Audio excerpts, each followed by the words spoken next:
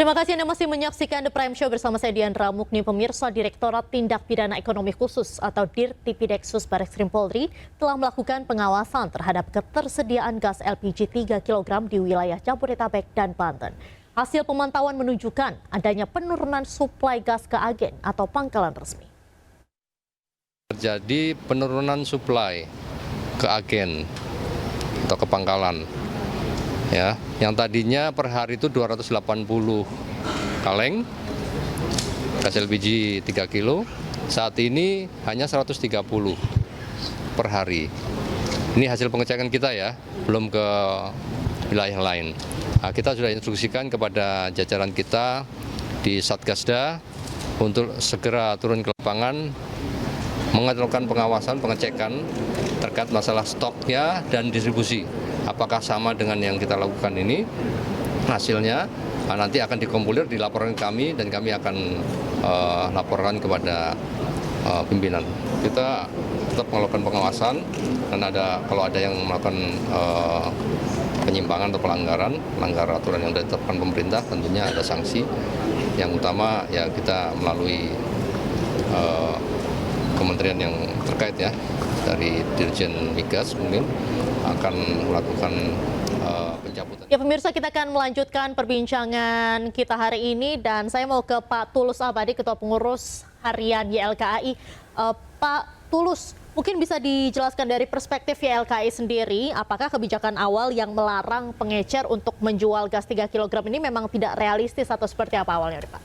Ya sebenarnya kalau ini dilihat sebagai konsep kebijakan itu bisa dilihat dua hal. Pertama, sebenarnya spiritnya positif, akan meringankan beban masyarakat agar harganya lebih murah dan volumenya presisi. Tetapi dari prinsip ekonomi yang dilakukan keliru, karena memotong jalur distribusi terlalu cepat, terlalu pendek dan tanpa persiapan yang matang sama sekali gitu, sehingga pasti menimbulkan distorsi yang luar biasa gitu. Sehingga ketika saya membaca berita ini dan melihat case di lapangan, saya sudah punya feeling ini pasti tanda kutip chaos gitu kan. Karena apa? Karena kita tahu persis pengecer itu kan sebenarnya tangan yang paling depan dengan konsumen ya. Karena kalau kita nggak boleh dan harus ke pangkalan atau agen, itu kan artinya ada jeda waktu yang luar biasa dan juga jarak yang luar biasa. Saya juga tidak bisa membayangkan kalau itu terjadi di luar Pulau Jawa atau di luar kota, yang pasti akan lebih jauh lagi. Sedangkan di Jakarta aja yang benar kecil juga bermasalah kan, karena ada faktor kemacetan, kerja dan segala macam. Jadi memang spirit yang bagus tidak kemudian bisa bagus kalau tidak di backup dengan konsep kebijakan yang baik dan juga persiapan yang baik. Nah, sekarang kan sudah diperbolehkan lagi nih Pak dijual oleh pengecer, tapi menurut pantauan Bapak sendiri kondisi di lapangan sebelum dan setelah aturan ini berubah tuh seperti apa sih Pak? Apakah masih sama? Kan kalau misalnya kita lihat ini antrean masih mengular sangat panjang. Nah, realisasinya di lapangan sendiri menurut Bapak seperti apa?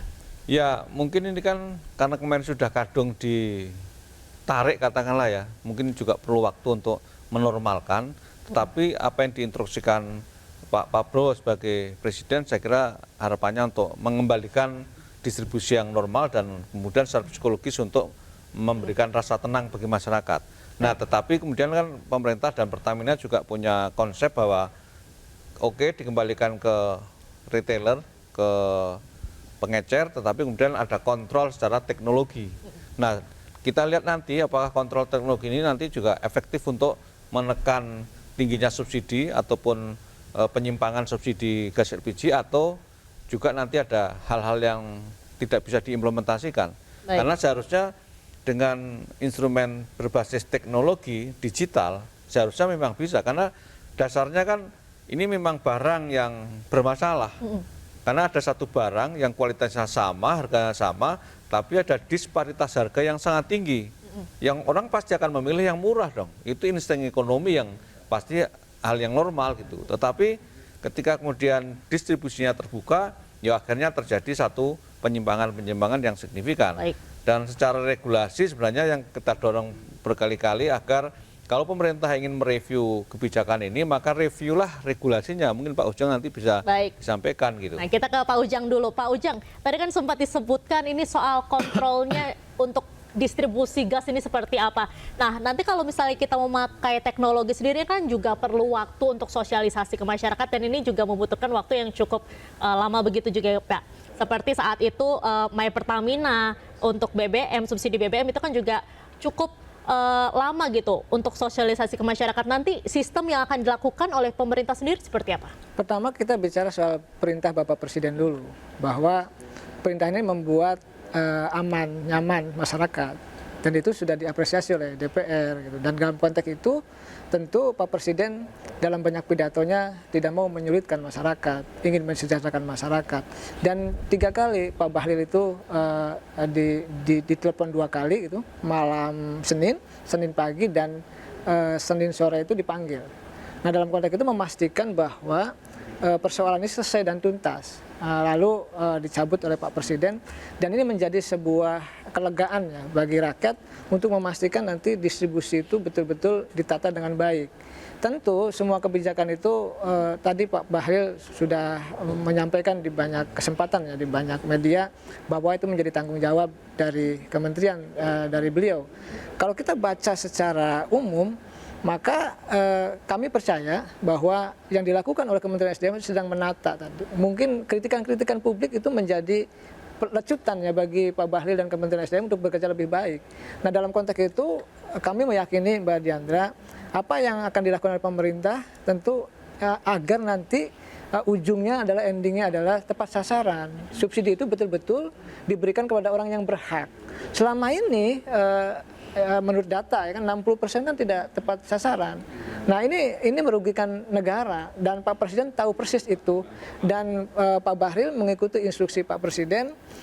Kami pun pemerintah juga tegak lurus mengamankan itu. Di saat yang sama juga rakyat ya jangan gelisah lagi. Bagaimana nanti pemerintah akan atur itu sehingga betul-betul distribusi ke depan itu berbasiskan kepada data yang sedang disusun oleh Pertamina. Begitu, Mbak Diandra. Nah, sekarang kan juga sudah bisa dibilang meski sudah diizinkan kembali ke pengecer begitu Pak. Namun stok di pengecer ini kan juga masih belum tersedia. Nah, antrean juga saat ini masih cukup mengular di pangkalan-pangkalan. Nah, solusi untuk jangka pendeknya yang untuk setidaknya untuk minggu-minggu ini agar masyarakat nih aman nih merasa oke, kita punya stok untuk gas di rumah untuk memasak. Gimana nih Pak? Ya tentu ada waktu, ada proses yang disampaikan oleh Bang Tulus tadi ya. Pertamina sedang menata itu, sedang memastikan distribusi dari agen ke pangkalan dan pengecer yang akan dijadikan sebagai subpangkalan. Ini kan ada proses-proses yang harus dilalui. Dalam konteks ini kami memahami akan terjadi persoalan-persoalan yang terjadi. Tetapi sekali lagi ini menjadi bahan pengalaman. Sejatinya apa yang dilakukan oleh Pertamina dan SDM adalah memastikan ke depan itu distribusi itu berjalan dengan baik. Itu kami ingin arahnya ke sana, karena bagaimanapun kami pemerintah punya tanggung jawab bahwa LPG 3 kg itu betul-betul diterima oleh yang berhak begitu. Baik, mungkin saat ini saya ingin ke Pak Tulus kembali. Pak Tulus, mungkin terakhir soal bagaimana nih rekomendasi dari YLKI soal cara pemerintah dalam menangani distribusi gas subsidi ini harus seperti apa? Pertama, hulunya dulu diberesin, yaitu dari aspek regulasi. Karena di dalam Perpres 104/2027 itu disebutkan bahwa gas LPG 3 kg itu hanya dikatakan sebagai untuk rumah tangga dan unit usaha mikro. Nah, rumah tangga ini tidak disebutkan rumah tangga yang mana. Artinya rumah tangga secara umum, mau kaya atau miskin itu boleh. Nah, oleh karena itu ini harus diubah dulu sebenarnya yang ingin disasar yang mana. Kalau memang untuk kelas menengah, ya menengah bawah harusnya untuk menengah bawah. Dan kedua terkait dengan operasional di lapangan, ya bagaimanapun kalau ingin menjadikan ini sebagai sebuah barang yang tepat sasaran, ya distribusi tertutup. Entah caranya bagaimana, silakan dipikirkan, tetapi berbasis teknologi itu adalah hal yang tepat, ya, sehingga distribusi tertutup adalah satu cara, karena memang dulu awalnya juga distribusi LPG 3 kg itu tertutup, tapi karena kemudian kita lengah semua, pemerintah lengah, akhirnya menjadi terbuka, siapapun boleh membeli dan akhirnya menjadi barang umum, gitu. Kira-kira itu. Baik.